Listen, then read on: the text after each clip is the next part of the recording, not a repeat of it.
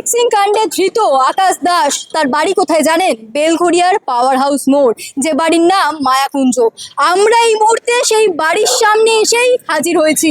আমার সতীর্থ রয়েছে শাগনিক। শাগনিক, তোমাকে বলবো একটু বাড়িটা তুমি দেখাও। আমরা আজকে এসে উপস্থিত হয়েছি যে এলাকাবাসীর সাথে কথা বলে কতটা কি জানা যায়, আরো কি ইনফরমেশন উঠে আসে, কারণ এই এলাকাতেই এই বাড়িতেই আকাশ দাস থাকতেন, যাকে সোমবার ভোর রাতে পুলিশ গ্রেফতার করে নিয়ে গেছে, যেরকমটা আপনারা জানেন যে ম্যাচ ফিক্সিং এর অভিযোগে। এবং আমরা এলাকাবাসীর সাথে কথা বলার চেষ্টা করলে দেখা যায় যে একজন কথা বলতে ইচ্ছুক, তার সাথে তিনি আমাদের সাথে কথা বলার চেষ্টা করলে তাকে ডেকে নিয়ে চলে যাওয়া হয়।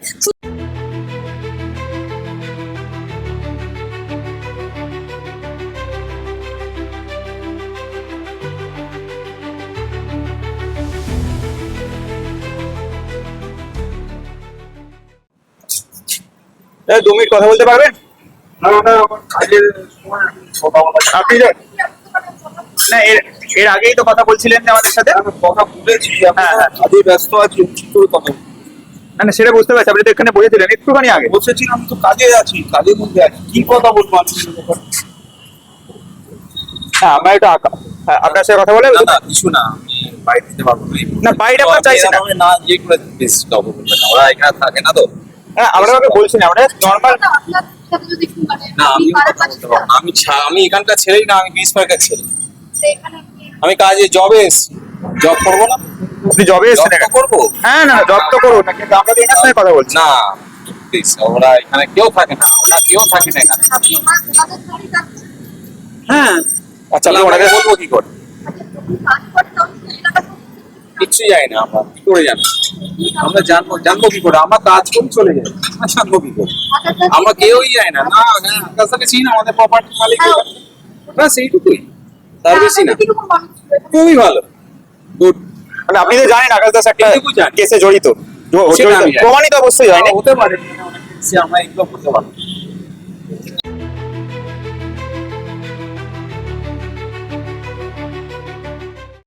সুতরাং বুঝতে পারছেন যে এই আকাশ দাসের এলাকায় বাড়ির সামনে নজরদারি কিন্তু চলছে।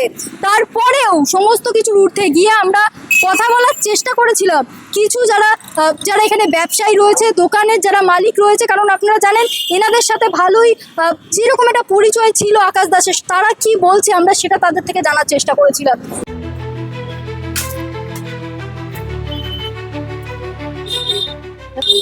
দাদা, 2 মিনিট একটু কথা বলতে পারি? এই পাশেই আকাশ দাসের বাড়ি, চেনেন আকাশ দাসকে? না, সেগুলো চেনে নেই, আমি এখানে কাজ করেছিলাম।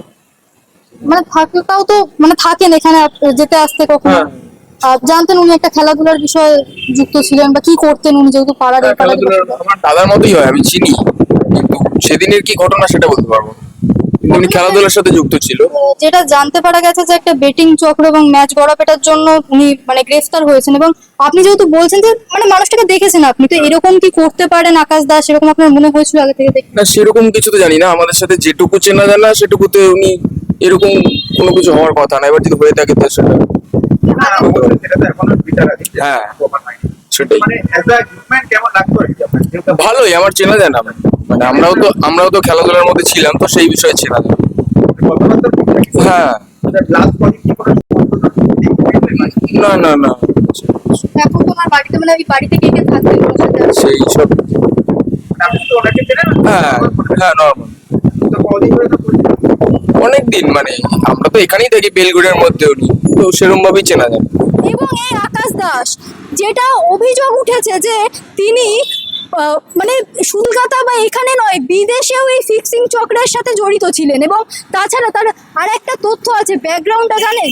আকাশ দাসের বাবা জীবন দাস, তিনি নাকি আকাশ দাসকে ক্ষেপের মাঠে নিয়ে গিয়েছিলেন, এবং যে ক্ষেপের মাঠ থেকেই আকাশ দাসের দুর্নীতি শুরু।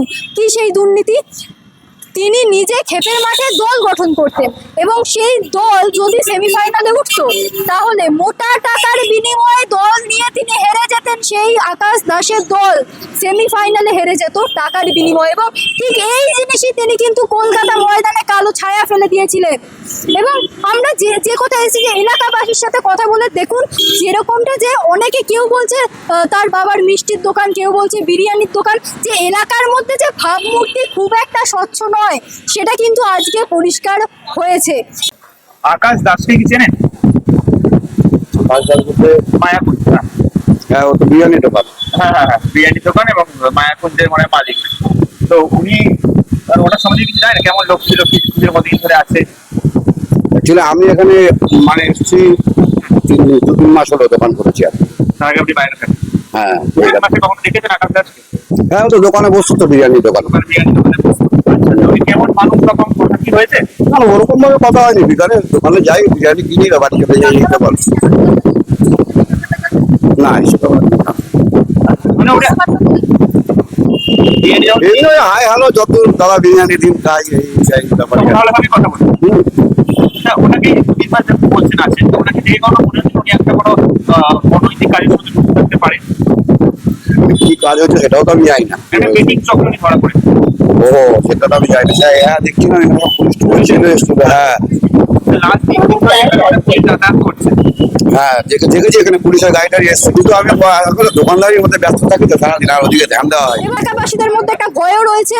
বাড়িতে এসে আমরা অনেকবার নক করেছি, কথা বলার চেষ্টা করেছি সদস্যদের সাথে, কারণ আমরা যেটা জানতে পেরেছিলাম যে এই আকাশ দাস তার পরিবারের সাথেই কিন্তু এই বাড়িতে থাকতেন, কিন্তু একজন মাত্র কেয়ারটেকার যিনি কথা বলেন তিনি জানিয়েছেন যে তার বাবা অসুস্থ, তাকে নাকি হাসপাতালে নিয়ে যাওয়া হয়েছে। ঠিক কোন হাসপাতালে নিয়ে যাওয়া হয়েছে তা খোঁজ নেওয়ার চেষ্টা করলে আমরা জানতে পারি না, এবং সেই কেয়ারটেকারও বলেন যে তিনিও নাকি সঠিক জানে না। এবং সেই কেয়ারটেকারের মধ্যেও যে একটা ভয়ভীতি রয়েছে, তিনি আমাদেরকে জানালেন যে যেদিনকে অবশ্যই তিনি অফ ক্যামেরা জানিয়েছিলেন যেদিনকে পুলিশ এসেছিল সেদিনকে তিনি ভয় পালিয়ে গিয়েছিলেন। বুঝতেই পারছেন যে হঠাৎ করে বাড়িতে পুলিশ হানা দেওয়া। তাছাড়া তার সাথে আমরা অন ক্যামেরাও কথা বলে নিয়েছিলাম।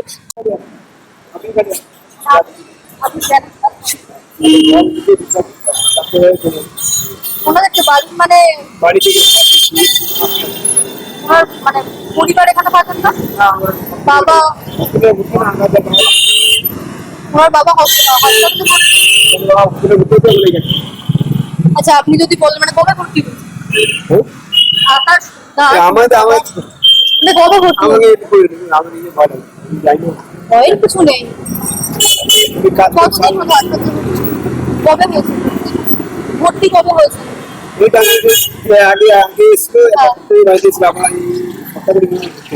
আপনি একমাত্র দেখাশোনার জন্য রয়েছেন এখানে, আর কেউ নেই?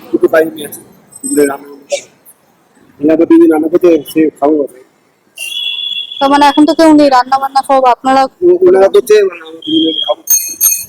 কবে ফিরবে কিছু জানেন? কোন হাসপাতালে ভর্তি জানেন?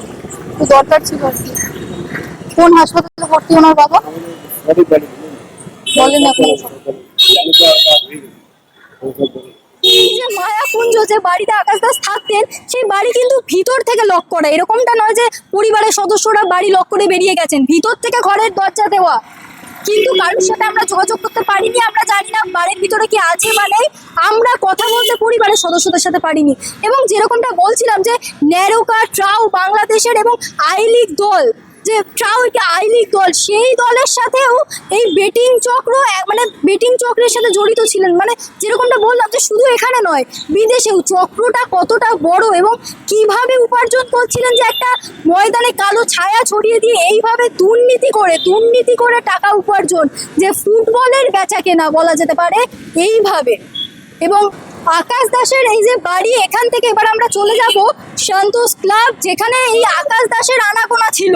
যেহেতু একটা ক্লাব, সেখানে তার ভাবমূর্তি কিরকম, আমরা কি পরিস্থিতি সেখানকার, সেটাই আমরা এবার তুলে ধরার চেষ্টা করব আপনাদের সামনে।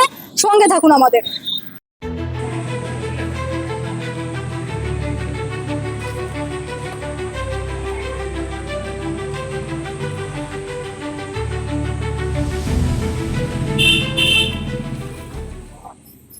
যেরকমটা জানিয়েছিলাম, আমরা এই মুহূর্তে এসে উপস্থিত হয়েছি স্যান্টোস ক্লাবে, এবং এখানকারই একজন কর্তার সাথে আমরা কথা বলে নিয়েছিলাম।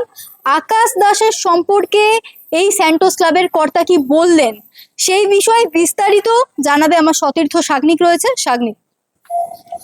হ্যাঁ সোনালি, এই স্যান্টোস ক্লাবের কথা যেটা জানালেন আকাশ দাস, তার এখানেও তার ক্লাবেও কিন্তু আকাশ দাস বলে একটি প্লেয়ার খেলতো যার বয়স 24-25 বছর। কিন্তু সেই আকাশ দাসের সঙ্গে কিন্তু আমাদের যে আকাশ দাস অর্থাৎ যে গড়াপেটার কাণ্ডে অভিযুক্ত, সেই আকাশ দাসের কোনো রকম সম্পর্ক নেই, অন্তত এমনটাই জানালেন এই স্যান্টোস ক্লাবের কর্মকর্তা? যে আকাশ দাস আপনারা বলছেন সেই আকাশ দাস বা যাকে আমরা ফটোগ্রাফে আমি দেখেছি সেই আকাশ দাসের সাথে আমি কোনো মিল পাইনি, কিন্তু যেই আকাশ দাস অ্যাজ এ প্লেয়ার সে আমার ক্লাবে লাস্ট ইয়ার মৈত্রী সংসদ হয়ে খেলেছে।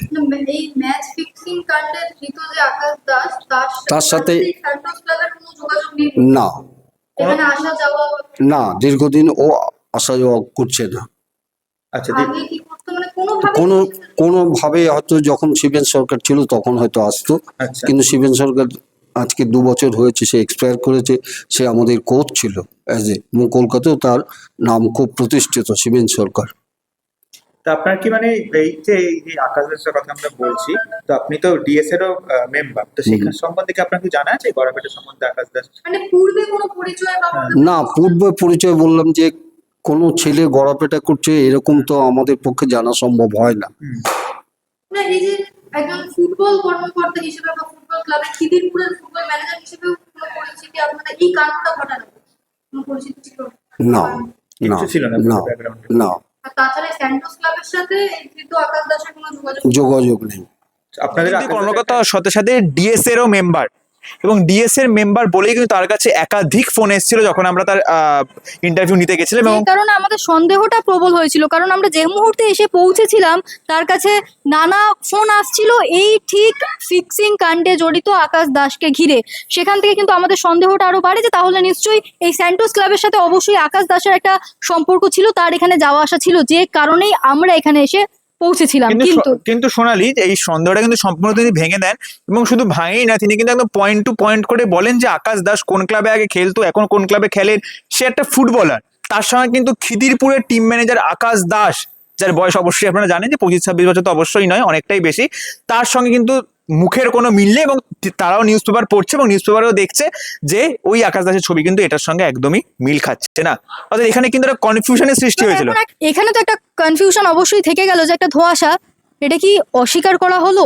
এখানে কি সত্যি ধৃত আকাশ দাসের আসা যাওয়া ছিল, নাকি সত্যি এই স্যান্টোস ক্লাবের কেউ ধৃত আকাশ দাসকে চেনেন না, একটা নামের জন্য ধোঁয়াশাটা তৈরি হয়েছে?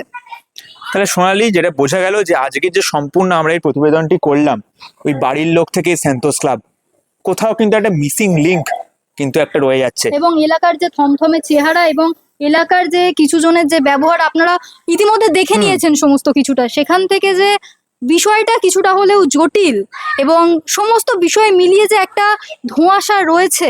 সোনালি, তোমাকে আমি একটু কারেক্ট করে দিতে চাই, বিষয়টা কিন্তু কিছুটা জটিল নয়, সম্পূর্ণটাই জটিল অবশ্যই তাই। এবং খুবই জটিল। কে যে মিথ্যে কথা বলছে, কে যে সত্যি কথা বলছে, এটা আপনারা কেউই কিন্তু এখন বুঝতে পারছি না। একটা ধোঁয়াশার মধ্যেই কিন্তু রয়ে গেল আকাশ দাস। বেলঘুরিয়া থেকে সাগনিকের সঙ্গে সোনালির report, inside sports Bangla, Kolkata.